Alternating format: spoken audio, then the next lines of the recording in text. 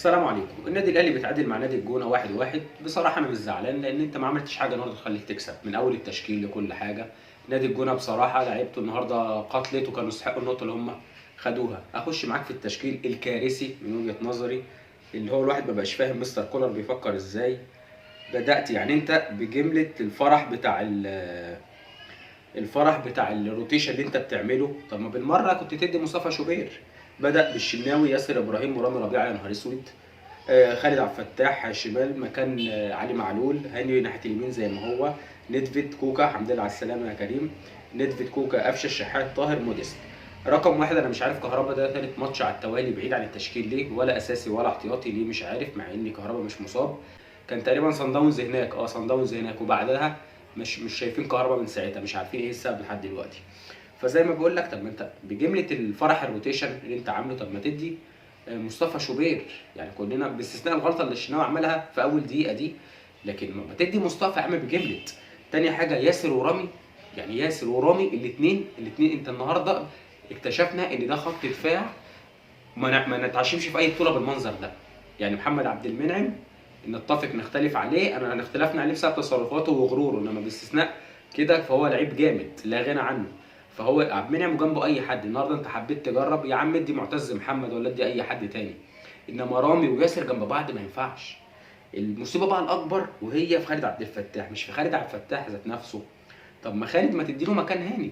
يعني انت اكرم توفيق عمال ايه، تديله ماتش وتطلعه بره ماتش وترجعه تاني، تديله ماتش من اول وتطلعه بره ده. خدت بالك؟ دام خالد عايز تديله على حساب هاني، مش تنزله ناحيه الشمال. طب ما انت عندك كريم الدبيس مدي ماتشين، مديك مردود جامد قوي وعامل المباراتين كبار، وحتى النهارده لما نزل بقى ليك شكل ناحيه الشمال. يعني انت النهارده كده ظلمت خالد عبد الفتاح. خالد عبد الفتاح ما عملش عرضيه واحده حلوه من ناحيه الشمال، نزل كريم الدبيس من اخر تلت ساعه قلب الدنيا ناحيه الشمال. ده انت لو بادئ بيه لا كان عمل شغل، ان الشوط الاول انت ما جيتش. حتى الجون اللي جه موديست يعتبر مجهود فردي، رغم ان هو ضيع مجهوده ده في اخر الماتش، جاله اخر الماتش كورتين ثلاثه بس. الراجل يا جدعان تقيل. تاني حاجه، انت بتقول الراجل مش جايب مستواه، تديله 90 دقيقه ازاي؟ وده اكد لك كلامي اللي قلت لك قبل كده في الفيديو اللي فات، ان صلاح محسن بيطلع بره حساباته، ان صلاح محسن النهارده هو كمان ما كانش احتياطي. فطب انت الراجل بتقول لسه هو مش مكتمل الجاهزيه، ازاي تديله 90 دقيقه؟ ما انت ما تفهمنا بالعقل. خدت بالك؟ هو اخر ربع ساعه هو مش شايف الكورتين اللي جوله دول، اي حد تاني كان ممكن يخلص. فبس برضو اللي يحسب للراجل الجون اللي جابه بمجهود فردي. يعني انت لو الكره دي لو لصلاح محسن او لكهربا، تخيل معايا، انت لسه هتتخيل كانت ضاعت. يعني الجون اللي جابه الشوط الاول، الجون اللي هو جابه ده اللي هو يعتبر الجون الوحيد، مجهود فردي بحت، اي لعيب تاني ما مش هيقدر يجيبها، فده اللي يحسب له. فده يوريك فعلا الراجل ده عنده، بس بقى ما تفهمش بقى السن ولا ايه. كريم نيدفيد، يعني انت بتقول ما بتلعبش غير لعيب مكتمل 100%. طب كريم نيدفيد انت بادئ بيه، المفروض تديله زي ما انت بتقول ربع ساعه، تلت ساعه في الاخر لما انت بادئ بيه. مش مشكله، هو كريم خارج التقييم الماتش ده لان هو الراجل لسه راجع من اصابه طويله. احنا اول مره نشوفه بتيشيرت النادي الاهلي من 5 سنين. الراجل قعد سنتين ثلاثه في النادي الاهلي بتعالج بس. فالراجل راح فيوتشر وبدع ورجع اتصاب برده، زي معناه ايه، عجبه مستشفى النادي الاهلي. فالراجل النهارده اول ماتش ليه يعتبر مع اللعيبه دي يجي من 5 سنين. الحاجه الثانيه برضو اللي واضحه ان اللعيبه دي مش منسجمه مع بعض خالص. اللعيبه دي برضو ما تعرفش بقى، الاتحاد الافريقي الله يبارك له البطولتين اللي هو حط لك توقيتهم في الاول خليك خسرتهم، خلت المعنويات في الضياع. يعني اللعيبه النهارده ما عندهاش شغف، حتى اللعيب اللي بيلعب مكان زميله الاساسي برضو بتحس ما عندوش استعداد يثبت حاجه. يعني كوكا النهارده برضو مش عاجبني، رغم ان هو جاله كام كوره برضو، عمل كام كوره حلوه، لكن برضو مش يعني، انا بكلمك من حته اللي هو مش وحش لانه وحش، لا، حته ان اللعيب عايز يثبت نفسه، اللعيب لسه صغير وعايز ياخد في التشكيله الاساسيه مكان، لا المفروض يبقى عنده اعلى من كده. عندك قفشه برضو، يعني سطر وسطر، بيمشي على سطر ويسيب سطر. عاجبني طاهر رغم كل اللي بيحصل ورغم الهجوم الشديد على طاهر الفتره اللي فاتت، لكن عاجبني طاهر انه بصراحه بدا يجيب مستواه اللي عارفينه اللي هو كان في نادي المقاولين، بدا بيحاول. يعني طول ما انت بتحاول تبقى على عيني وعلى راسي، حتى لو حطيت جون في نفسك، طول ما انت بتحاول وحاسس ان انت بتحاول تجيب مستواك، على عيني وعلى راسي، مش هاجي جنبك. نيجي بقى للغز الكبير، المعلم حسين الشحات. حسين مستواه في تراجع رهيب، بيلعب من غير نفس صرف. مدام نجوى اللي مالهاش في الكوره، اللي اتفرجت على النادي الاهلي مره واحده النهارده، عارفه بتتفرج على حسين، عارفه ان هو حسين هيرقص ويعمل كده نفس الكوره اللي هو بيعملها دايما، اتحفظت. مش بقول لك المدافع اللي انت داخل عليه بقى حافظك، بقول لك مدام نجوى اللي مالهاش في الكوره. لعبك يا حسين بقى محفوظ، كلنا بقينا عارفين انت هتعمل كده وتروح واخد كده، يا اما كده وهتاخد كده، ما اللعبه حفظتك يا عم الحاج. تغيير يعني النهارده اللي يحصل لموديست رغم كل اللي بنقوله عليه انه الاستلامه بلفه بالشوطه غير متوقعه، غير متوقعه، الحارس والمدافع ما توقعهاش.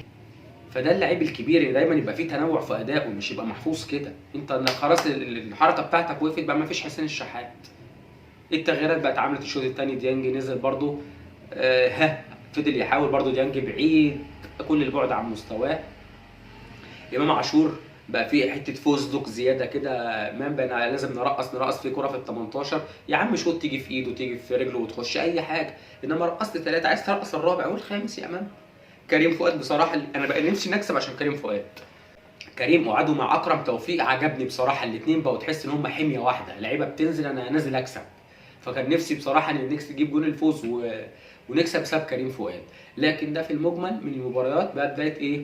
تضييع النقط السهله اللي هتندم عليها بعدين. ده بدايه الشريط اللي كلنا عارفينه والفيلم اللي احنا حافظينه كلنا، اللي هو هتيجي بقى في الاخر لو فلان الكعب الماتش الجاي وتعادل يبقى انا كده هحسم، لو انا كسبت ده النهارده كنت هتكسب تبقى اول الدوري مرتاح، بدل ما انت هتبقى بتساوي مع بيراميدز متاخر لك ماتش.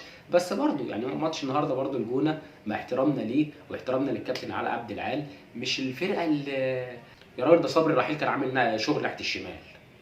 قول لي اي واحد من جماهيرنا ده اللي صبري رحيل هيجي له مغص. صبري رحيل النهارده كان عامل عليك شغل ناحيه الشمال. محمد هاني النهارده هو مش شايف. بس برضه في الاخر يعني شوف رغم كل اللي بقوله لك ده النادي الاهلي جاي، وهتشوف احنا دايما في النادي الاهلي طول عمره في حاجتين، يا بيبدا الموسم كويس قوي وبعدين بيحصل حاجه في اخر الموسم بتبعدك عن طريقك، يا اما العكس، يا تبدا وحش قوي قوي وبعدين تعلى. فانا شايف من ضمن سلبيات الفتره دي الاتحاد الافريقي الله يبارك له انه حط لك بدايه من موعد مباراه السوبر مع اتحاد العاصمه في السوبر الافريقي في توقيت كنت انت لسه مش مستعد وخسرت لقب، طبيعي ان هو يخلي معنوياتك تقل. بعدين بالسوبر ليج اللي انت لعبته برضه في توقيت غريب وكان سفر كتير، خسرت بطولتين في اقل من شهر، فبرضه لازم المعنويات هتقل. ده طبعا ناهيك عن الاحداث اللي بتحصل لاخواتنا في غزه، اللي طبعا اللعيبه دي بشر متاثرين زينا زيهم. فكل ده مخلي تلاقي ايه؟ اللعيبه بتلعب مفيش شغف مفيش مزاج، بيقضوا وقت وخلاص. يعني حتى الجون بعد ما دخل في اول دقيقه اللي اتلغى ده انا قلت بس انت هتقعد تحارب عشان تتعادل، فكرم ربنا ان الجون بيتلغي، فالمفروض بقى انت ايه؟ مش جرس خطر، ده صاروخ خطر، المفروض تدوس على نفسك. يعني معناه ان الفرقه دي مش هتستسلم، الجونه مش هتلعب مش مستسلمه لك وهتلعب زون ديفنس ورا وهتدافع وخلاص، لا ده هم عايزين يهدفوا ويقول لك ليه ما كسبش كمان. فمن اول دقيقه وانت جرس انذار، طب ما تلعب. اللعيبه الشوط الاول ما فيش، ممكن تقول التغييرات الكتير سبب من الاسباب، لكن برضه مش بالمنظر ده. انتوا مش بتمرنوا سوا ومعسكر اعداد واغلبكم مع بعض من السنه اللي فاتت فخلاص نقفل على صفحه الدوري دلوقتي. ان شاء الله مباراه النادي الاهلي اللي جايه هتبقى يوم 25/11 مع نادي ميديا ملغاني في بدايه دوري المجموعات في دوري ابطال افريقيا بعد التوقف الدولي، وبعدها ان شاء الله هتبتدي تستعد جديا لكاس العالم للانديه. فنقفل على الفتره اللي فاتت بحلوها وبمرها. خسرنا بطولتين في بدايه الموسم ما كانش ليهم لازمه نخسرهم، لكن لسه الموسم طويل، نركز في اللي جاي. ان شاء الله داخلين على بطوله مهمه، مش هنقبل المره دي على الاقل ان احنا نلعب على الاقل المباراه النهائيه ان شاء الله باذن الله في النسخه الاخيره من كاس العالم للانديه بالنظام القديم. فدي فرصتنا الاخيره في اننا نحقق الميداليه الفضيه. خدنا برونزيه قبل كده 3 مرات، فجي بقى خلاص اخر فرصه ليك تحقق مركز اكبر قبل ما بعد كده يتلعب بقى 32 فريق. وان شاء الله لو في اخبار مهمه الفتره اللي جايه دي هنبقى مع بعض اول باول. اشوفكم على خير، السلام عليكم.